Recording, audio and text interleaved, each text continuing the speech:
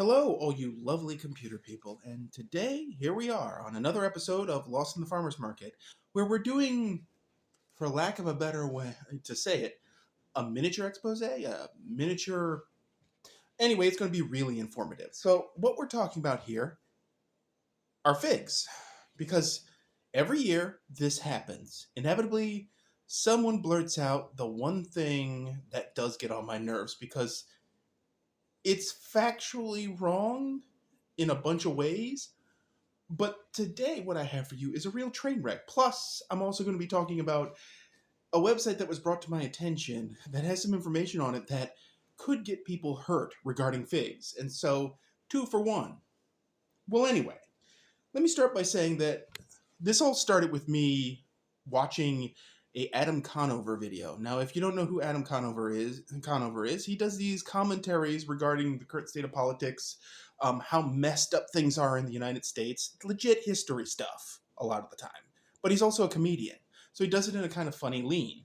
Well, anyway, the video in question was talking about how some plants domesticated themselves because in a bunch of cases, including what you see on the camera now, this is the truth. So basically the point was, my comment was in agreement, and then I used two examples, figs and aloe vera. Now, in case you don't know, there are no stands that I know of that are reported, stands of wild aloe vera out in the nature that we know of. Because humans have harvested it and collected it and cloned it and spread it to parts of the world that it could never have gotten to of its own volition, there are probably billions more aloe vera plants in the world than there ever could have been. At any point in time, right now, at any moment, there are probably more of those plants in the world than there are people in some countries. That's how prolific this plant is, and it's because of a partnership with one animal called Homo sapiens. Right? Well, figs are no different. So, I made that comment. And then, I won't name names, so you guys, I know you are good people, but I don't want anybody to harass this poor guy, because I already revealed which videos I was talking about. I don't want you to go in there and give him trouble or her trouble. They said, and I quote in response to my comment, because ... figs don't have fruits, ? A fig, as you know it, is the bud of a flower made for a wasp to crawl inside of. They are born in another fig, period. Mate, period. Some leave, period. And as they leave, they gather pollen, period. Then they enter another fig, period. They spread the pollen to the other flower, period. They germinate seeds, period. Space. We simply eat the flower, no period. Verbatim, folks. Literally what this person wrote. Now, what he or she was probably taking context with was I was talking about the parthenocarpic nature of figs. Because that is the dominant, most proliferated type of fig. But I'm going to get into that in a moment. So, let's start with the obvious. A little history of figs. Figs as we know them are one of two species in the ficus family that are exclusively cultivated for food. The two are Ficus carica, common fig, the ones you see on the camera before you, and Ficus sycamorus, or the sycamore fig of Egypt. There are others that do produce edible fruit, but they're not exclusively cultivated for it, so there's a little proviso in there. The fig that matters to us here is the common fig, of which each and every one of these delicious figs comes from a different variety of common fig, Ficus carica. All true figs are in the Moraceae family, or the mulberry family, which should tell you something about their biology, because if you've ever seen a mulberry leaf and a fig leaf, they have that same kind of lobe geometry. That's not a fluke. That's genetic lineage. But that doesn't answer this person's questions. Not really, anyway. We're going to get to that in a second. So, with common figs, there are three types.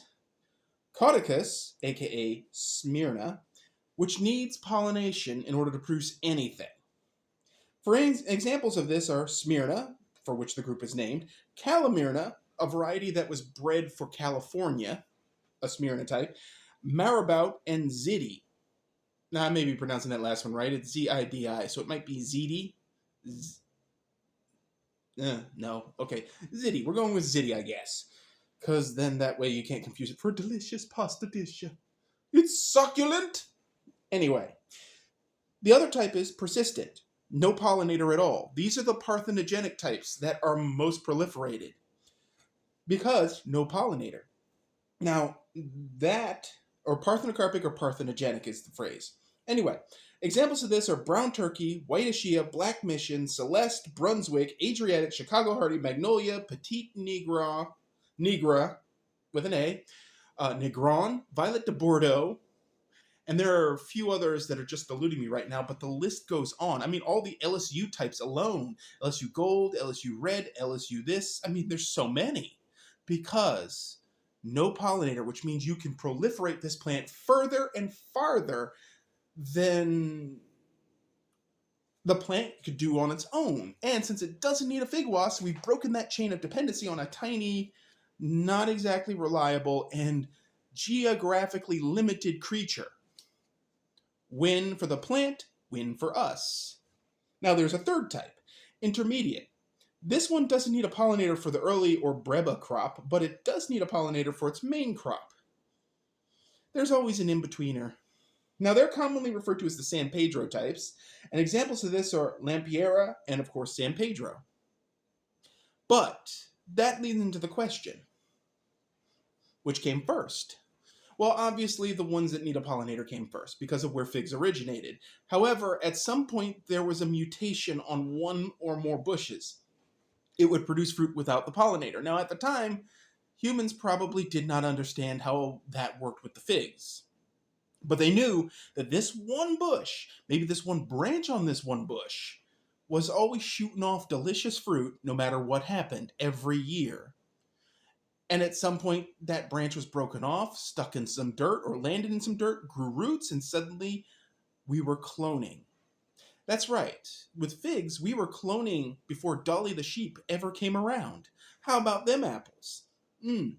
Which, by the way, and ironically, if you want to have delicious apples of the same variety year after year, you have to clone the plant because they are heterozygous, which means, in their case, the child will never match the parent.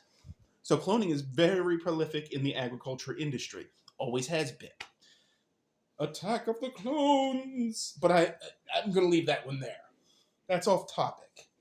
So, that covers basically a bunch of his information that is completely wrong. Now, we're going to get to the whole because figs don't have fruits thing. And I'm going to requote that. Because, figs don't have fruits. A fig as you know it is a bud of a flower made for a wasp to crawl inside of. Mostly wrong. You see, this right here is called a seconium.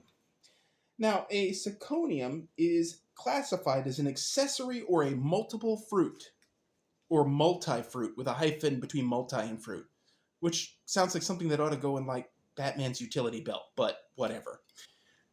And this one, which was bird-pecked, is wide open for experimentation. We're going to zoom in on that, actually. Let's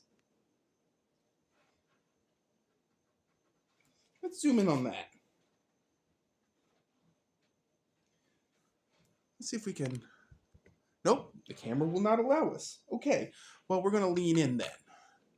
So, what we have here is a fruit that has essentially split open. I pulled it open to show these little bits. You see the filaments in there next to where the stick of destiny is? Those are the individual flowers, or what's left of them. You see, figs, the seconium is basically, for lack of a better word, a flower turned inside out. Instead of having the sexpix pointing out to the outside world so that every pollinator in creation can go, yay, pollen, they point inside. And that's to trap a co-evolving miniature, I mean, it looks like a gnat, it's tiny, kind of wasp. Okay. But also that goo in there, this gel you see, that moisture, that is actually, if there had been a wasp in there, this fig would have been actively in the process of dissolving their little bodies, which is kind of some freaky stuff right there. But that's how the figs do. So anyway, a zirconium itself, as I said, was an accessory in a multiple fruit. Now, some examples of accessory fruits include pears, strawberries, and of course figs.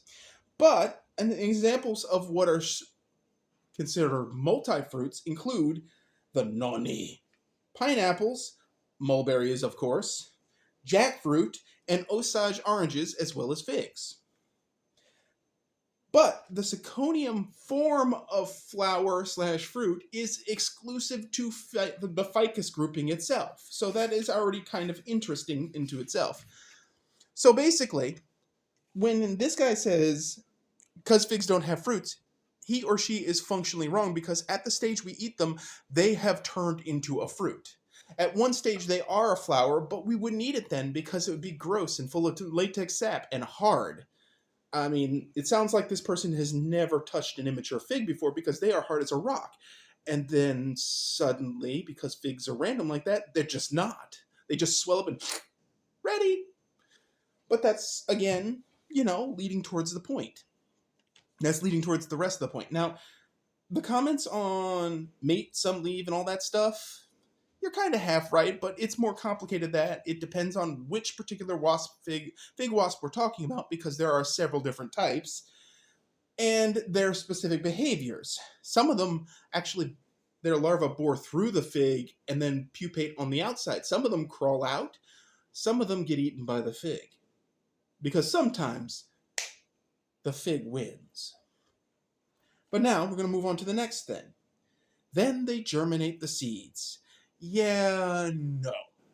Germination is actually a state of affairs in a plant kingdom where the seed itself breaks dormancy through it does something called imbibation, where it basically, through a specific spot on the seed, it takes on water, and then that swells the seed inside, it breaks its seed coat, and the first shoot and the first root come busting out of the plant.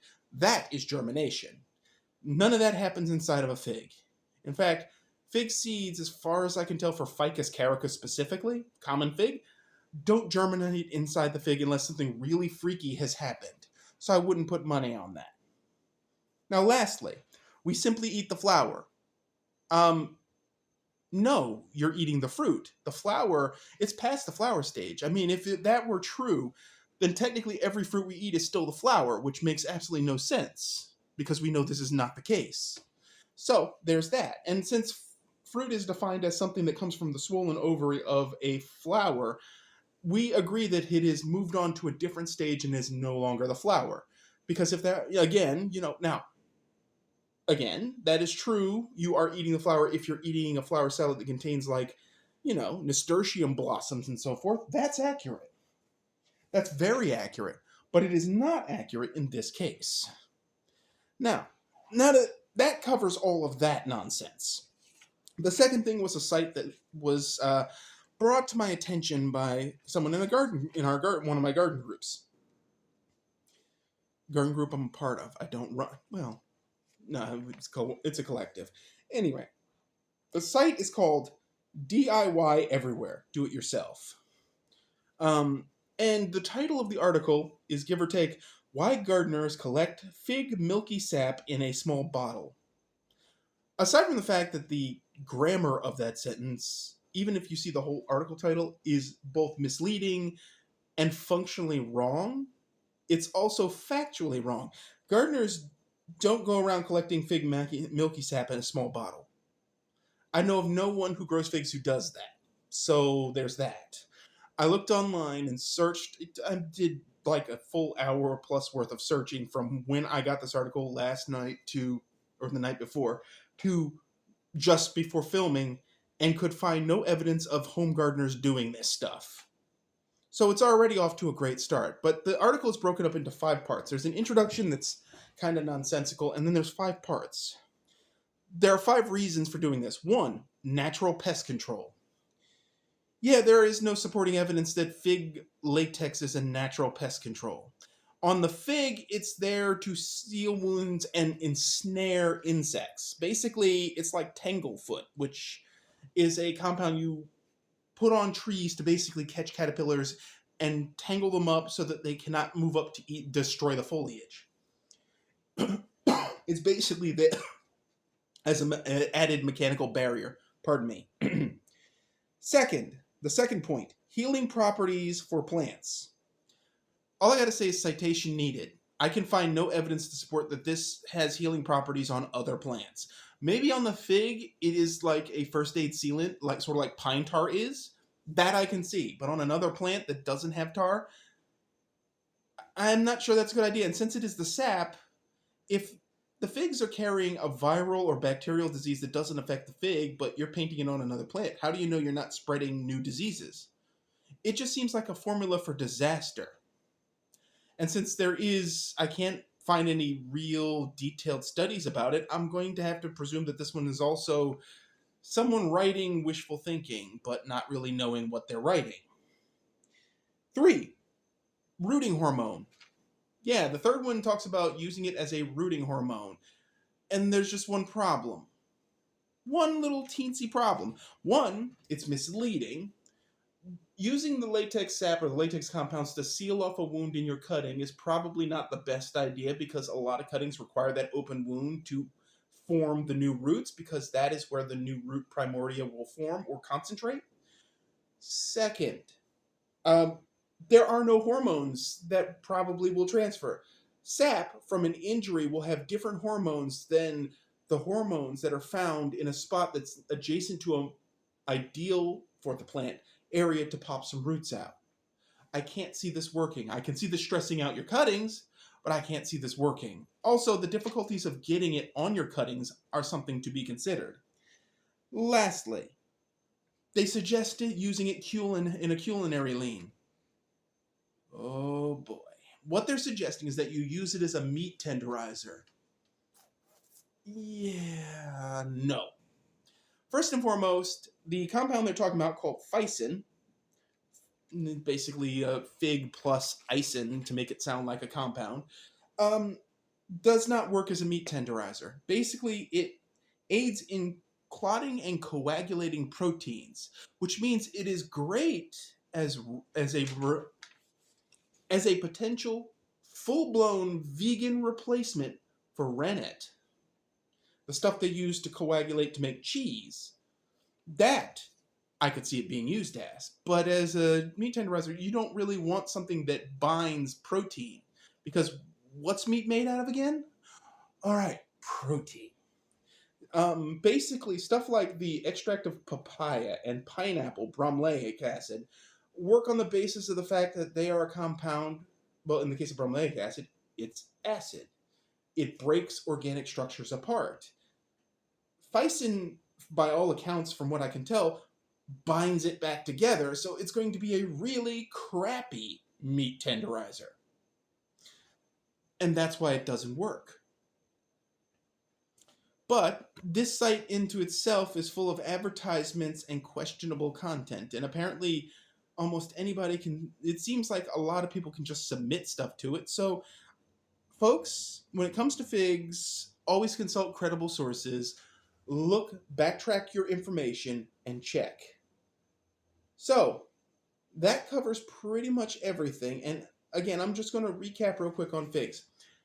If you buy a fig product at the store, unless it's one of the Smyrna types, there's no fig wasps in it. Don't worry, you can eat it freely. In fact, you are probably safe. You are safe when you get fig Newtons because they use a variety called Cadota, which is that middle type, the persistent type. And I should know this because I have a Cadota, and boy, are they large, juicy, delicious wasp-free figs.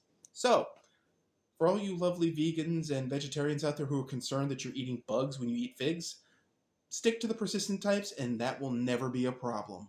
Unless somehow something messed up, a bird pecked them and they crawled in there and you got ants, you'll never have to worry about animal protein from a fig. But the good news is that figs have a high level of protein for fruits, so you get that too.